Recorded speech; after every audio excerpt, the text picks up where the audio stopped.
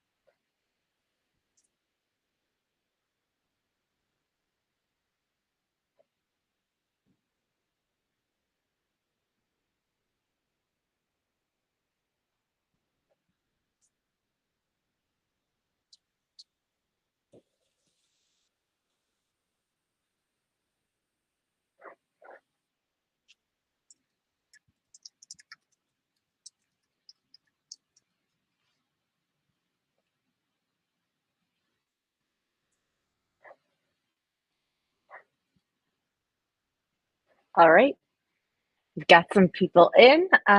We'll get started. So thanks, everybody, for joining us. My name is Lior Melamedov, and I'll be your moderator today.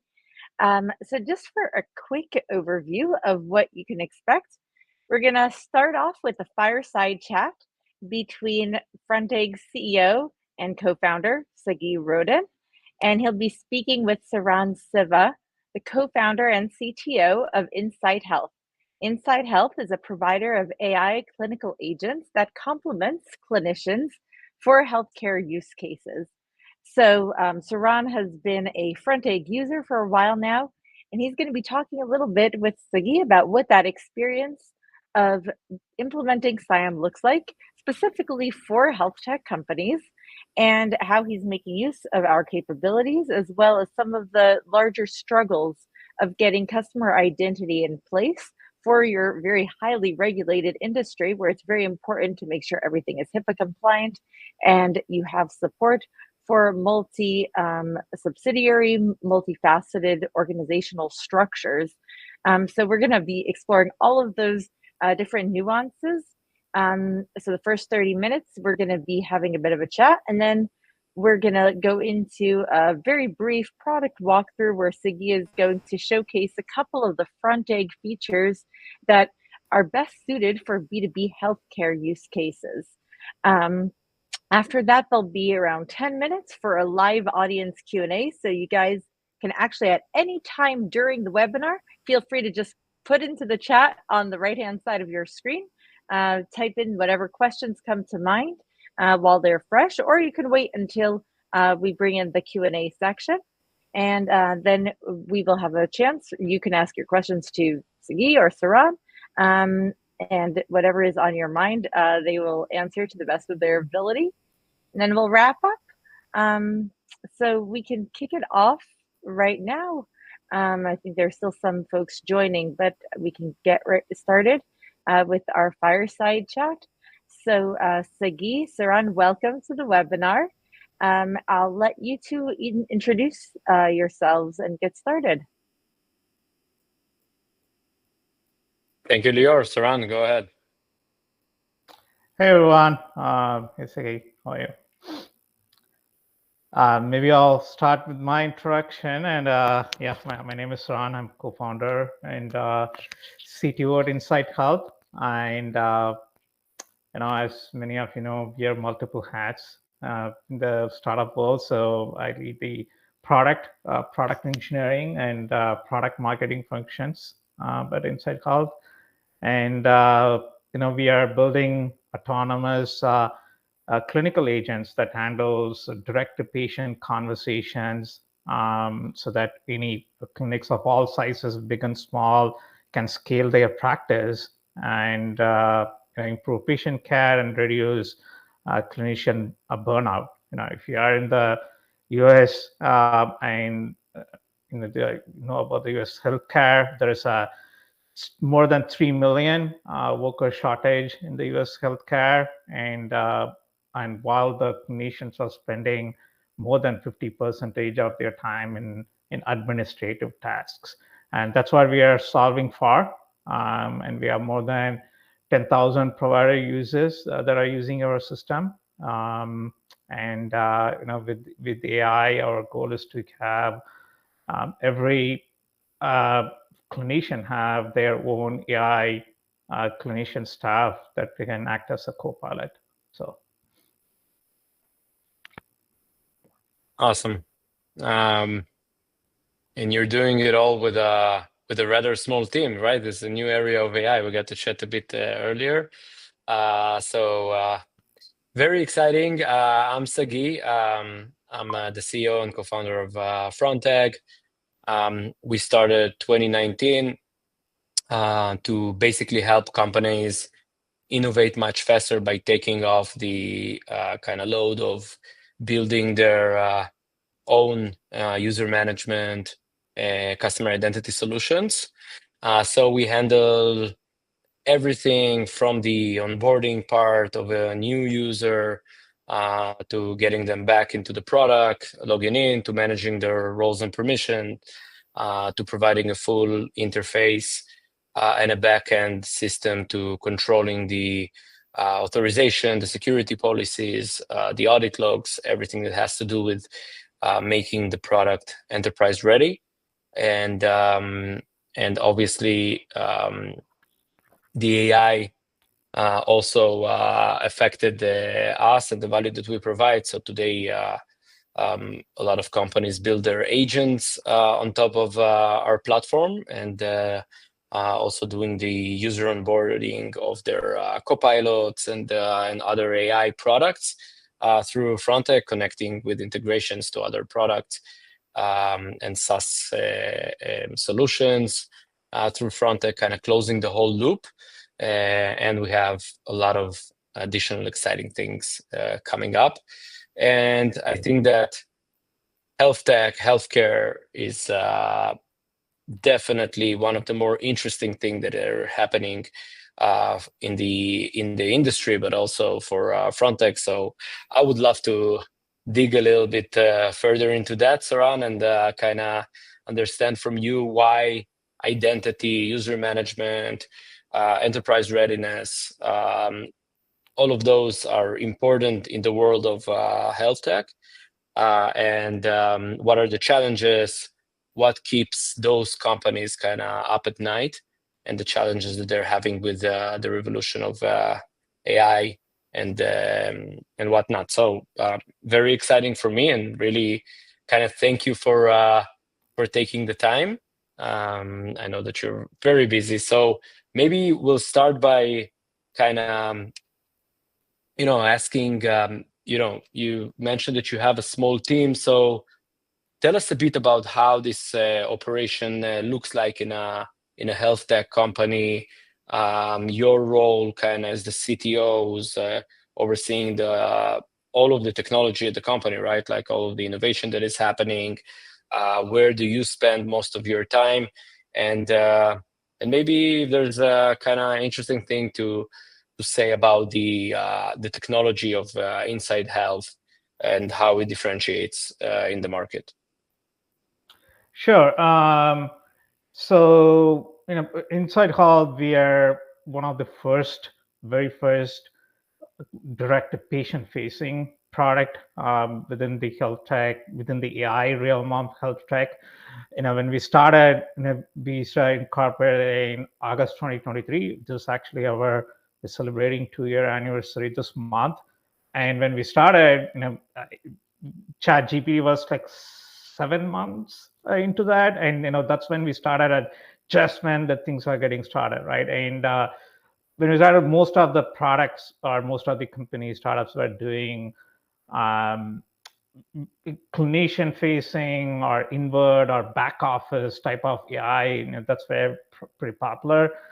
But we started with the hardest part. We started with the clinician facing, patient facing as first. And within a few months after we incorporated and we launched our product, we had our very first autonomous patient conversation, like November of 2024. It's just when ChatGPT was, even before it hit like a 1-year anniversary, we had the first autonomous clinical conversation at a patient it was an oncology patient at their home setting, and they were we call the agent as Lumi. A patient facing the Lumi was collecting a detailed health and clinical history from the patient, and it provided to the clinician and the oncologist even before the patient showed up. And then the feedback that we got was really great. I mean, because usually the visits are less than an hour, and you don't have a lot of time for the patient to go and explain all their history, and then the clinician has to do the assessment, and then they have to go and also explain to the patient on how the process is, right? So, and we collect all this information so that the clinician can spend quality time with the patient. The physician can spend quality time with the patient, right? So our main differentiation between our other health tech is we are very clinically focused. 2 of our co-founders are practicing MDs, neurosurgeon and a cardiologist. So we're very clinically focused, we're patient-facing, and then we spread across all the clinical workflows. We don't also box into one area. We spread across different clinical workflows, right? And then when looking at this different areas, we want a platform that scale with us and scale to different customer archetype per se, right? Got it. And so tell us, kind of what drove you at first to evaluate Frontegg? Was there any trigger out there? What were the main kind of parameters you were looking at? Did you think about maybe, building a user management solution on your own? Walk us a bit through that decision. Yeah. So now, when we incorporated, or when we were about to launch our product from a POC stage to a real live customer and a patient, that was one of the decision in front of me, is to choose an authentication platform, because during the POC was a makeshift login page that was I was just focusing on the core functionality, core workflow, and login. It's just an hard-coded username and password, right? And then when we wanted to go to production, it's when realized, this is gonna get real. Let's spend some quality time on this to choose a platform that's gonna be the front door of our product, right? And I've been working in the tech industry for a couple of decades now, worked at small and large enterprises. And one common problem throughout everywhere is the customer identity platform, right? I mean, almost in every companies that I work with, they're mostly homegrown, either are within a legacy product, and they're always, there's the identity management team is always fighting with security vulnerabilities, there is solving scaling limitations, and the first thing when a product launch, the auth layer is kind of the bottleneck at the front door of the product for the growth aspects, right? I think that's one of the things that I wanted to ensure when I'm choosing the auth platform is a platform that scales with the product and a platform that's not a bottleneck for our core business problem that we are trying to solve. And and then I spent just 2 weeks just intensely choosing our auth platform. I almost like evaluated every platform in the planet, I would say, and trialed it. The few things that I was looking for is something that I can try it out on my own before we go and make a purchase decision, right? I think that's where Frontegg checked all the boxes. I was able to do a free trial, and we even run it in production for a few weeks before we made the decision to go and purchase and make Frontegg as our customer identity platform. Yeah, I think that in the new age, it was called kind of a PLG trend, right, a few years back. But I think that almost with any product today, like even physical products, it just doesn't make sense to kind of have a Greek wedding with a product without the ability to try it out and see that it fits. Especially when you're talking about a critical infrastructure product that will be the face of your company, right? So I think that for us, it's very important to make sure that doesn't matter how long the prospect, the user spend on the platform, they will get the aha moment very fast, so they understand what is different about us than the other solutions out there. Whether it's it will fit them or not. Maybe we're not the most the most relevant solution for them, and that's fine as well. But we want the user to really understand before they're going into a purchase process. So happy to hear that you kind of have this experience as well. And so tell us, after choosing Frontegg, how did your team approach the integration? Maybe what were your expectations, rather than no bugs, and that it all happened very fast? How long did it take you to get into production eventually? And so a bit about that process after making the decision. Yeah, I think so. Yeah, it's quite intertwined with where InsightHealth was it at the stage. Again, we're not an established company or startup, so there was some growing aspect that was tied to that implementation. For example, like when we were choosing Frontegg, I was the only engineer in the startup. I was the only one coding all the time, and when I started implementing, I really needed some help, and that's when we raised our pre-seed, and I was about to hire our first engineer, and luckily I was able to convince one of the top engineer from my previous work at Twilio to come and join me. His name is Abhinav, and when Abhinav joined, this was his first project, and hey, Abhinav, like we are going live in few weeks. It's a real patient interaction, and it's a small pilot, going live with a small pilot with a real customer. It's not in POC anymore, and we need to get this done within 2 weeks, right? And then he came on board and he looked at Frontegg documents, and pretty much we were ready to go live within a week, actually, and even less than a week. And the main flow, everything with an authentication, with a single sign-on, with the social sign-ins with Google and Apple, Apple sign-in and Microsoft. We completed all of that. We had a login page up and running, and we set up the basic authorization and authentication, and we were live within a week.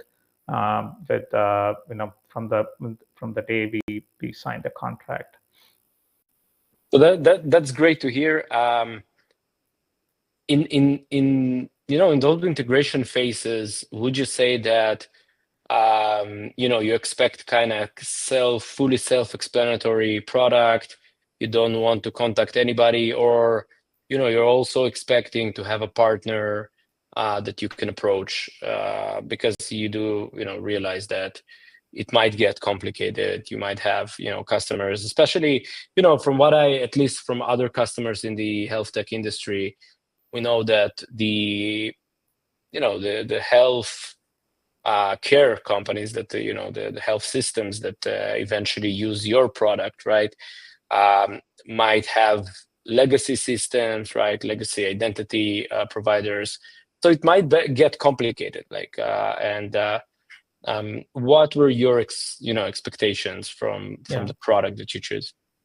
Yeah, I think again, so everyone's journey is different. I mean, our journey was, we are in a green field starting from scratch, and we did not have our expectation as like we had 0 users when we integrated, right? So we did not have an existing platform to migrate into. But one of the things I was looking at even before is to have availability and community that can reach out to when we are facing issues. And I think even before we signed the contract and everything, I was part of the Slack channel and was just keeping an eye on the Slack channel on what are the type of issues that the newly integration, what are the type of issues that they are facing, and how Frontegg is solving them. And I was keeping an eye on it, and it was very, very impressed with the pace that able to jump in, and folks from Frontegg able to jump in and the Slack channel able to solve those issues, right? I think the support, immediate support, the documentation, and the robustness of the product, and or is it HIPAA ready? Is it enterprise ready? And how quickly it will be able to help us to move into that enterprise customer segments, right? I think those were some of the things that I was looking at, and we did not have to reach out to the Slack support for I don't think even maybe once during the integration process we may have to reach out, but I think most of the documents and everything was pretty self-explanatory. But even after integration, we did several other things. Even when we had to reach out, and you guys were very responsive. So I think we're happy with how things are going. Yeah, that's great to hear.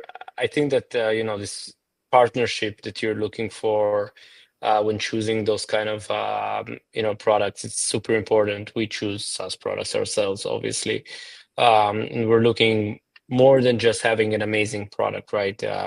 Because you want to know that when things might get more complicated, and they probably will, especially with those complex systems, right?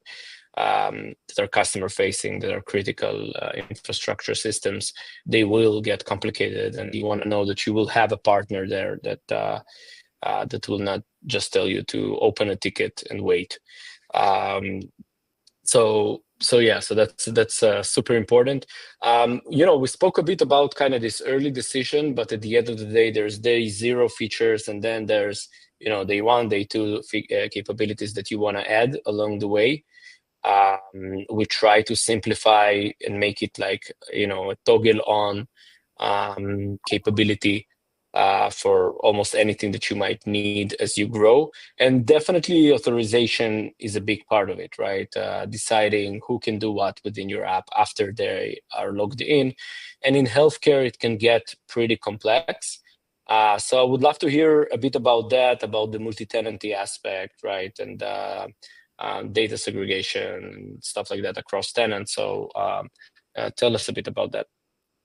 Yeah, so I think with the HIPAA compliance in healthcare, the authorization layer is it's a table stake even when we are selling it to a small clinic, right? Even if it's a small practice with just like 3 or 4 users, so even there, having an authorization as a feature is pretty critical, because you have, let's say if there is a clinic which 3 or 4 staff, we have a front desk staff, there's a medical assistant, and then there is a physician, and probably a back office staff, right? And all of them needs to have their separate access mechanism, because not everyone would be having access to patients' clinical data, right? So the front desk staff may just need access to the patient scheduling, and the physician has access to everything, all the patient records, and the medical assistant may access to only certain health records of the patient, right? So it's kind of mandatory to have these authorization layer. Even it's not, you go to enterprise, that's when you have to have that complex authorizations, but it's a table stake even when we go to our first customer. I think that's where we started with an auth layer from day one. And so this authorizations, actually, the complexity manipulates and into multifold when we, as the customer size of the customer increases. When you go to multi-specialty or even larger health systems, the types and number of roles just multiplies a lot. I mean, you have IT teams coming into the play, and you have quality teams, and almost every team has their own authorization that needs to be set up. And even within a specialty, there is complexities like mental health records, where none of the other employees within the same health system can access to that except the physician who's seeing the patient, right? So there is quite intertwined and quite complex auth mechanisms that we need to put in place from day one. And I think that's where we've been using RBAC and RBACs from day one, and also entitlements is also, we use entitlements a lot. I think just within a few months after we stood up Frontegg, like we started using a lot of features from entitlements in making sure that the plans and features are set up properly in addition to the RBAC. Yeah, so I'll show that once we finish to the audience, but definitely we see that the kind of tenant-specific approach and the kind of holistic approach that we have for entitlements, for having a single API to basically control all of the decisions of what a user can or cannot see according to all of those parameters, is one of the features that are most popular with the health tech industry. So it's great to hear that you also see the value in it. What about, tell us a bit age about how important it is to give the different customers their own tailored experience of logging into the product, of setting their own UI and branding, but also their own policies, and having the ability to kind of control everything on a single tenant basis. And when we adjust for the audience that will be that are watching that, a tenant for us is an end customer, for example, a health system that uses, or a practitioner that uses InsightHealth. Yeah. So one thing where our go-to-market motion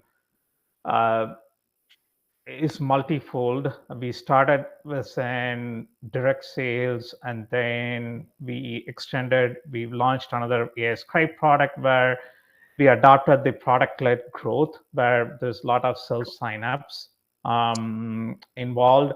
And then our third go-to-market motion is strategic partnerships that we, in the last 1 year, we are expanding a lot with the partnerships angle, right? So I think in healthcare, distribution is everything. I mean, having the technology, even you have the greatest and the latest technology, it doesn't matter unless you have the distribution. And that's where the strategic partnerships, the angle is helping us a lot, where we are partnering with EHR, the electronic health record vendors, and providing them an AI layer that runs on top of their software, right? And what gives us is an unlock. For example, we announced a few months back a partnership with a leading pediatrics EHR called Office Practicum, and they are very leading among the pediatricians. They're one of the leading EHR vendor, and they have more than 6,000 pediatricians. Their customers are users of that EHR. And it gives us the unlock to expand to that 6,000 plus pediatricians by making an exclusive vendor relationship with Office Practicum.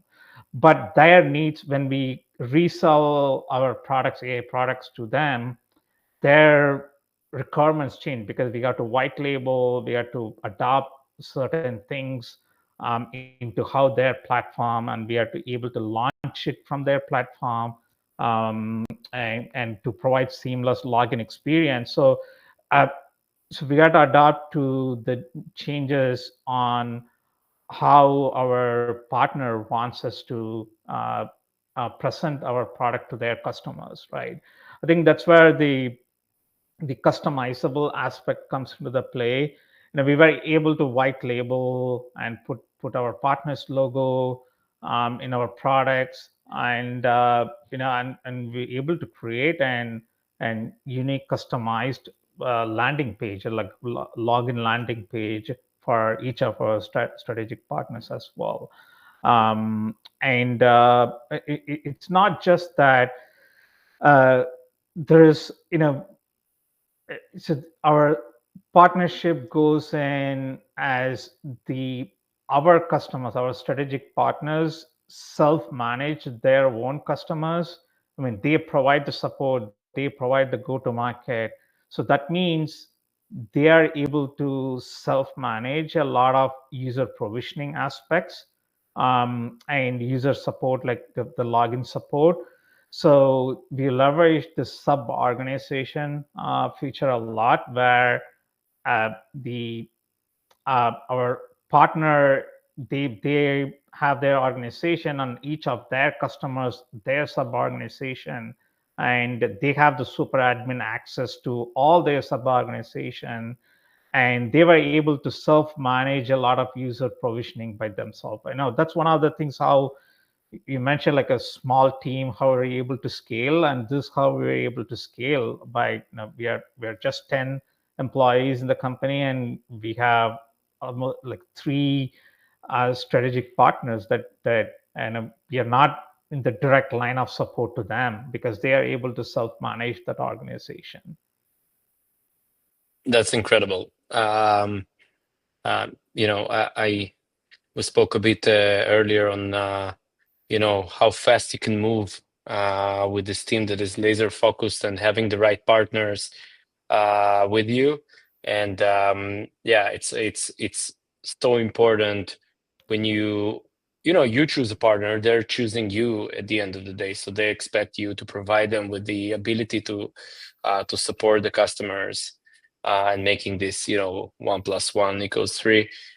So I think that it's super important. We do see that partner support, hierarchies that are used through Frontegg is definitely something that we build for these kind of use cases, when a partner of yours wants to be able to be delegated to manage their own sub customers. Very important capability.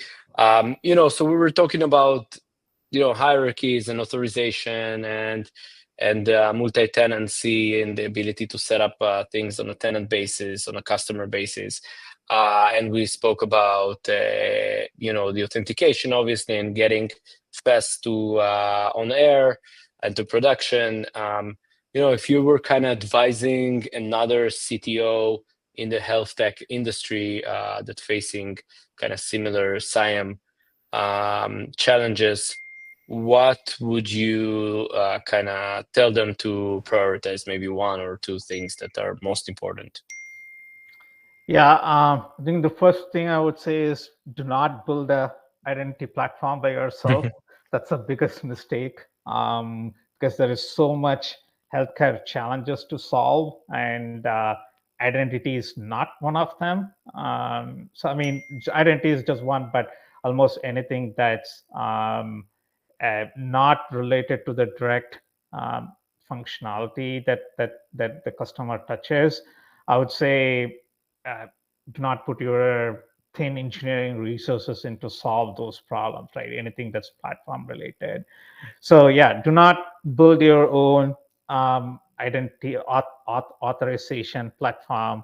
Do not build anything related to single sign-on, RBAC, and any such things. Like get a platform that's proven and let that handle those heavy lifting things, right? I think that's probably the number one. I mean, you would think, oh, it's just a username and password, let me build it. And I mean, that's the rabbit hole that you will go down to. And then think about password resets, MFA, and then the RBAC comes into the picture. And then when you go into even mid-size practices, they will ask for single sign-on and audit logging, and that just things goes complex, and it just becomes a beast on its own. And then the second thing is, I think in healthcare, the enterprise requirements comes in much earlier than I initially thought. Initially I thought, okay, maybe we'll just authentication authorization will be good for a few years, and maybe we'll go into top 10 health systems. That's when we'll need all the enterprise features.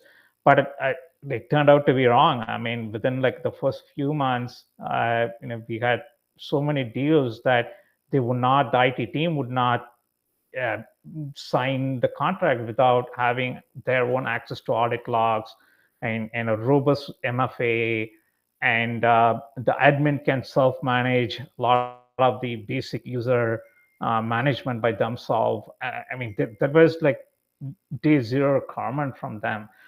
So it just, the enterprise requirements in healthcare just comes much sooner than I initially thought. I think, and then I would say the third thing is, I think as if you are in an early stage health tech, or even any kind of early stage startup that you are thinking about, treat your identity platform, see what it's doing beyond the basics.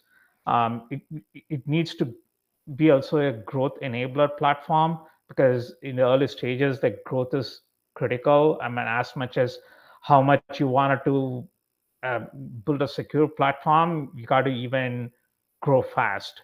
And I think that's when it was good. Frontegg is not just a basic auth layer for us. It's also, we are using a lot of entitlement features and the feature flaggings, and our pricing and packaging. We use the front entitlement plans a lot in how we price and package our products. And as I said, we have multiple go-to-market motions, and each of its own has its own packaged way, and we use the Frontegg plans to package them. I think that the third thing I would say is choose a platform which enables your growth, and not just provide. I mean, of course, the providing a really robust, solid auth layer is critical, but go beyond that, and which provides a growth enabler, right? I mean, So I think the best code is not that the code is you don't write, and especially it's very true in identity. And choose something that we can rely on another platform, both from an basic security as well as growth enablement. Awesome. I'm sure it will help other folks as well. So Saran, thank you so much for speaking with me, and thank you for being our customer and allowing us to be your partner in your amazing journey. Yeah, and that's a great segue. You spoke about entitlements and authorization. So I would love to take a few minutes and maybe show some of our audience what you were kind of talking about. And yeah, so I think that we will start by presenting. So this is the Frontegg platform, and obviously there's a bunch of things here like managing your accounts. This is a demo environment, obviously. Seeing the users, you can use user pools and other stuff, and obviously there's a full authentication section. But what I would love to focus is kind of on the roles, the permissions, the fine-grained authorization, features, plans. We try, as I mentioned, to look at it in a holistic kind of view of a single point where you decide whether a user can see something, can access an API, can execute some code on the back end or whatever it is. So you don't have to split kind of the responsibilities between managing your plans, what they paid for, what the user, what is their role, what flags have been turned on, and etc. So let's imagine MediConnect, a health tech platform that is used by hospitals and clinics, basically to manage patient data. And in this screen, I will start with entitlements, with the roles section. So in the roles section, we can see that we already have a few roles, like the general super admin, read-only admin. We have a clinician, so we can create new roles here. Let's see, maybe a researcher, and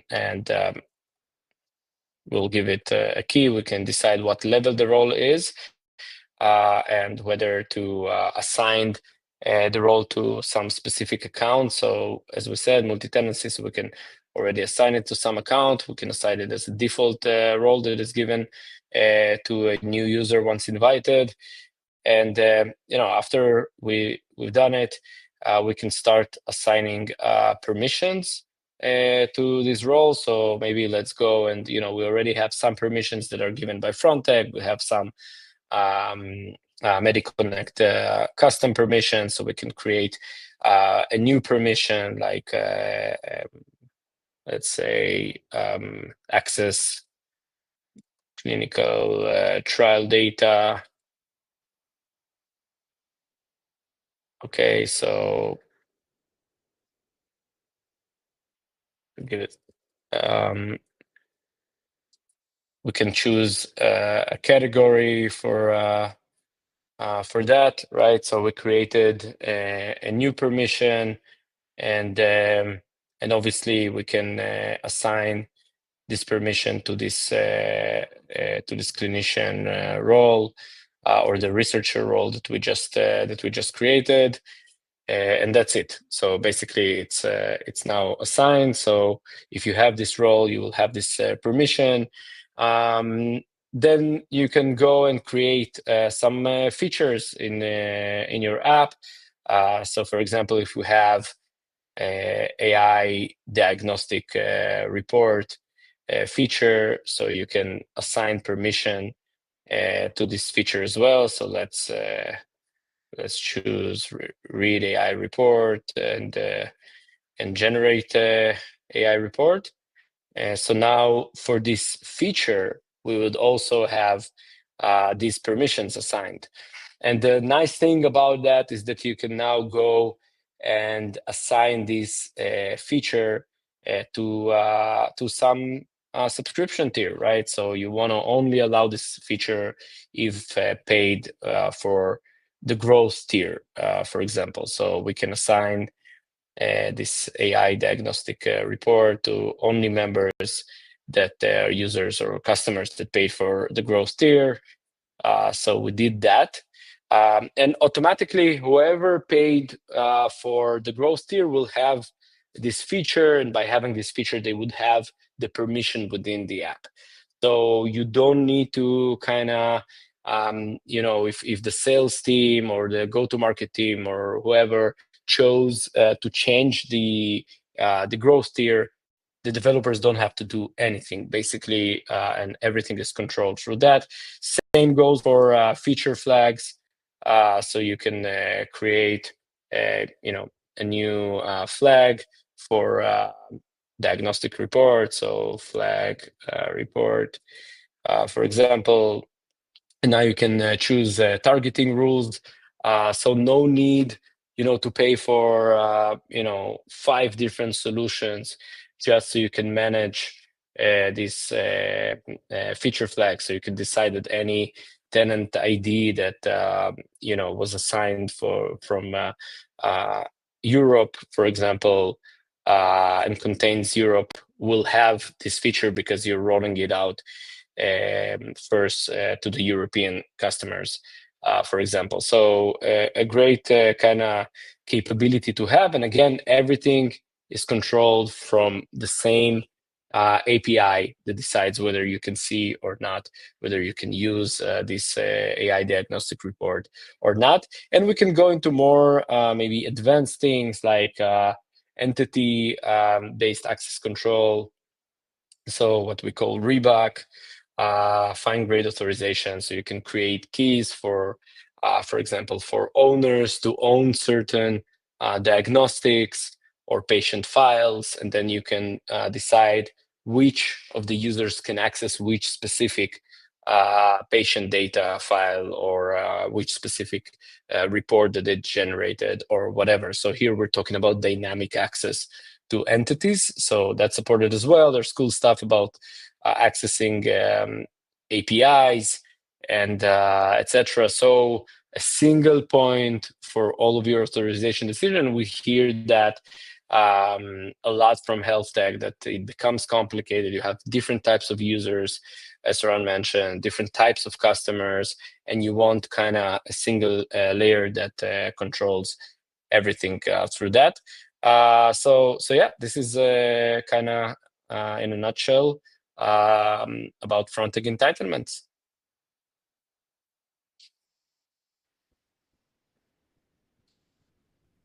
All right, thank you for that, Sagi and Saran.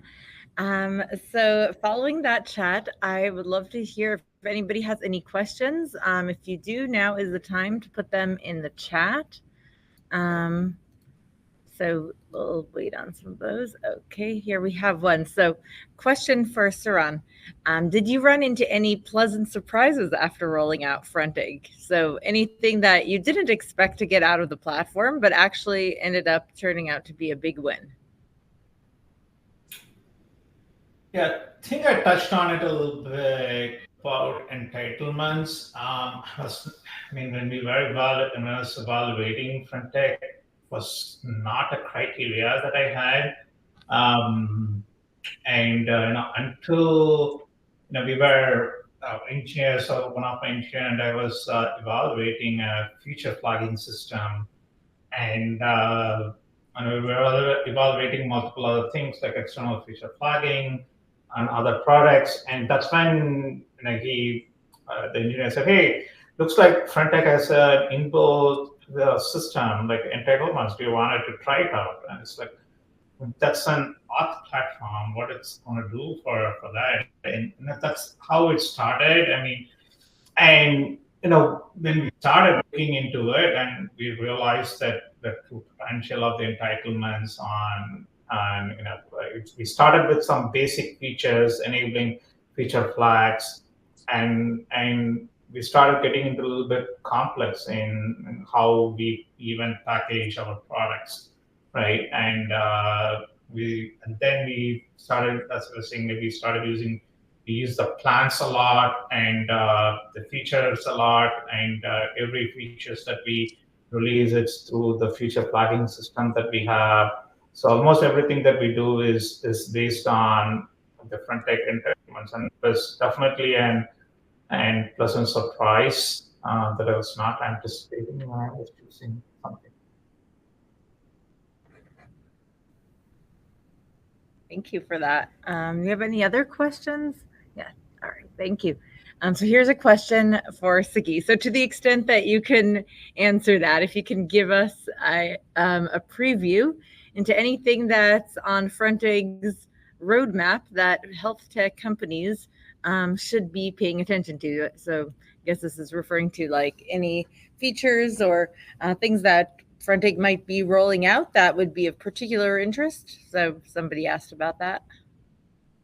Yeah, I think that a lot of health tech companies have, we spoke about it a bit, they have different type of customers, but they also have different applications eventually for this type of customers. So at some point, one application will not do it in many cases, not in all cases, obviously, and they will develop some apps for specific customers. I think that multi-app capabilities are something that we're taking to the extent of basically allowing all of the levels of combinations that you can imagine of single login to multiple apps, specific login to specific apps, single or multiple user pools that are shared or not shared between some of the applications.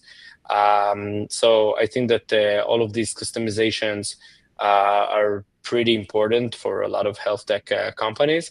But I would also say that I think that what we find is that in health tech, there's also different kind of jargon or, in terms of how they would approach user management, how they would approach the different type of application, how, for example, for them, hierarchies, as Saran mentioned, could mean, health partners or something else. And I think that we try to make it easy as possible for health tech companies to use our product.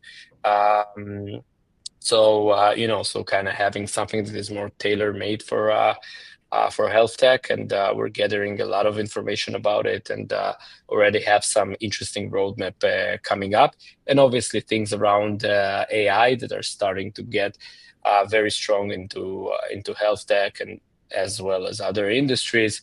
And obviously, a lot of the roadmap for Frontegg is around innovation and helping innovators in the world of AI and the agentic era. So, definitely will be interesting. So keep an eye on what we're doing there.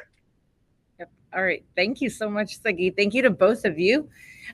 So for anybody else who wants to learn more about what we can do for health tech companies, I think we have a clear value proposition specifically because we're able to simplify some of the more complex aspects of customer identity, as well as allow you to do the HIPAA, protect customer information within more complex organizational structures with multiple stakeholders.